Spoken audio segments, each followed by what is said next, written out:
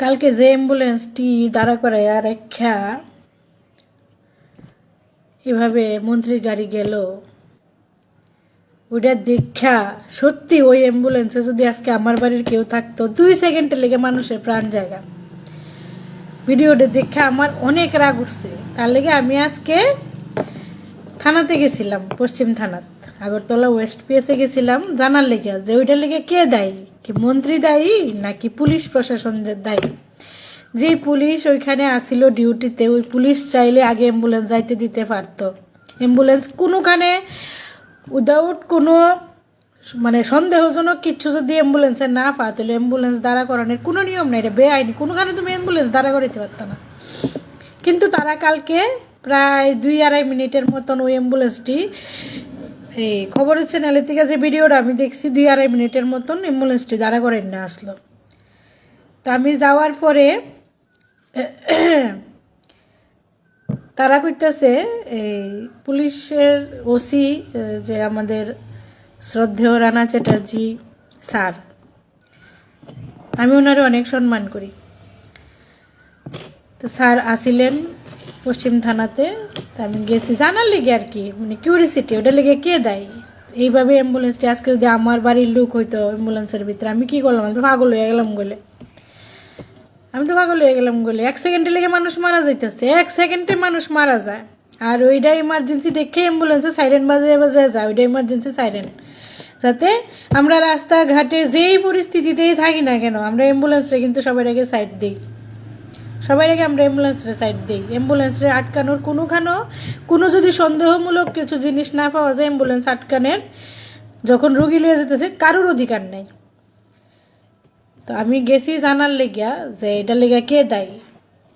যারা ওইখানে ডিউটিতে আসিলেন পুলিশরা আধিকারিকরা, তারা ইচ্ছা করলে আগে অ্যাম্বুলেন্সে যাইতে দিতে পারতো, ঠিক কিনা কৌ?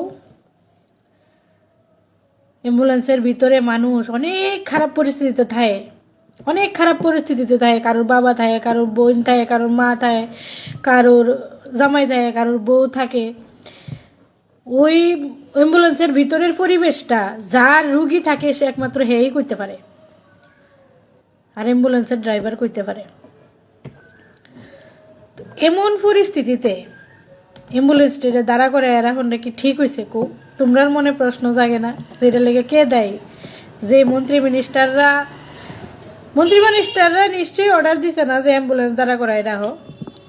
ওইটা আমার মতে ওইটা পুলিশের দায়িত্ব আছিল যে আগে আমি অ্যাম্বুলেন্সটারে ক্লিয়ার করে দিই রাস্তা। মন্ত্রীর কনভয় 2 মিনিট পরে গেলে কিচ্ছু হয়তো যেত না, কেউ মরে যেত কেনা, ঠিক নেই? মন্ত্রীর কনভয় যদি 2 মিনিট পরে যা, কেউ মরব নি কেউ?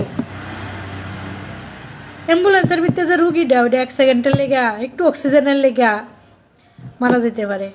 এটা যদি অক্সিজেন কমা জায়গা, অক্সিজেন শেষ হয়ে জায়গা অ্যাম্বুলেন্সের ভিতরে, তো মেরা যেতে পারে, যে কোনো কারণে 1 সেকেন্ডে মরে যেতে পারে। তখন এটার দায় কেডা নিব? মন্ত্রী মিনিস্টার নিত না, তারা কইতেও পারতো না কেডা মরে গেছে গা।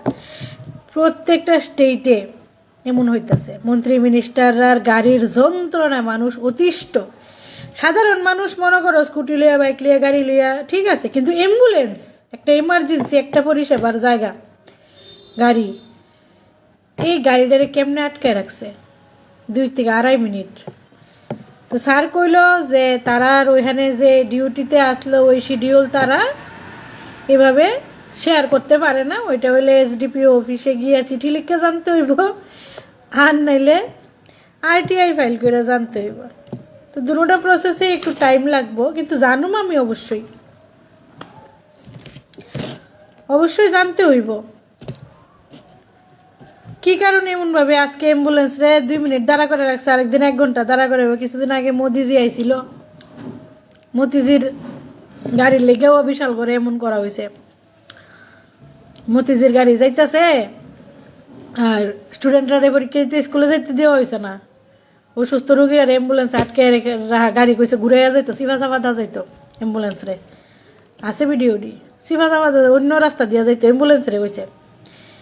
তুমি যতই ট্রাফিক ক্লিয়ার করো, যতই তুমি ট্রাফিক মন্ত্রী মিনিস্টার লেগে ভিআইপি গাড়ির লেগে ট্রাফিক ক্লিয়ার করাও না গেলে, তুমি অ্যাম্বুলেন্স রে দাঁড়া করানো অধিকার কারণ নাই। মানুষের জানের উপরে কোনো কিছু নাই।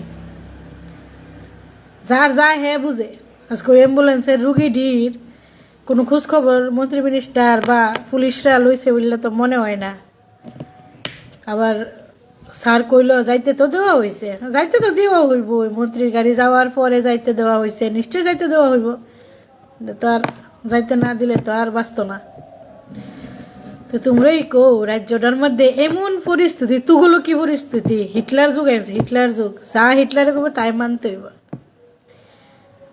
অ্যাম্বুলেন্সও ওখানে সুরক্ষিত না। অ্যাম্বুলেন্সের ভিতরে যে রুগী আছে, রুগীর মন্ত্রী মিনিস্টার রাস্তা দাঁড়া করে মেরে নেব। তোরা মর, আমরা যাই আমরার কাজে। তোরা মর, আমরা গেস্ট এই যে মাইক লইয়া চিল্লাই, উল্টা পাল্টা ভাষণ দেই, যা মুখ দিয়া কইতে থাই। আমার সবচেয়ে বেশি করুণা হয় অন্ধভক্তটির উপরে, সাপোর্টার জন আছে কতলা। এই যে কালকে এই ঘটনাটা ঘটলো, একটা মানুষে টু শব্দ করলো না,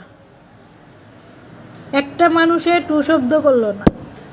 কিতা লইয়া ফিরে রয়েছে, এআই সামিটের ভিতরে কংগ্রেসের, ইউথ কংগ্রেসের যুবকরা গেছে, কিলকে প্রদর্শন করছে প্রধানমন্ত্রী কম্প্রোমাইজড লেখা, প্রধানমন্ত্রী কম্প্রোমাইজ লেখা প্রদর্শন কেড়ে করছে। কই করবো তাহলে প্রদর্শন? রাস্তাঘাটে প্রদর্শন করতে গেলে ভিডিও লাড়ি সিডা কইরা পুলিশ দিয়ে উড়ে ডিটেনশন ইয়ের মধ্যে লইয়া যা, ক্যাম্পের মধ্যে লইয়া যা, কই প্রদর্শন করব? চাকরি লেগে যদি আন্দোলন করতে যাবো, পুলিশ দিয়ে ফিটটা তুললা দে, ডিটেনশন ক্যাম্পে লইয়া যা, কেস লেখালা, মামলা কইরা দে, জেলে ফাটাইয়া দে। কই করব প্রদর্শন আন্দোলন? কই করব মানুষে? কই করব? এই যে এপস্টিন ফাইলে মোদির নাম আইছে, দেখছো কোনো অন্ধভক্তরে কিছু কইতে?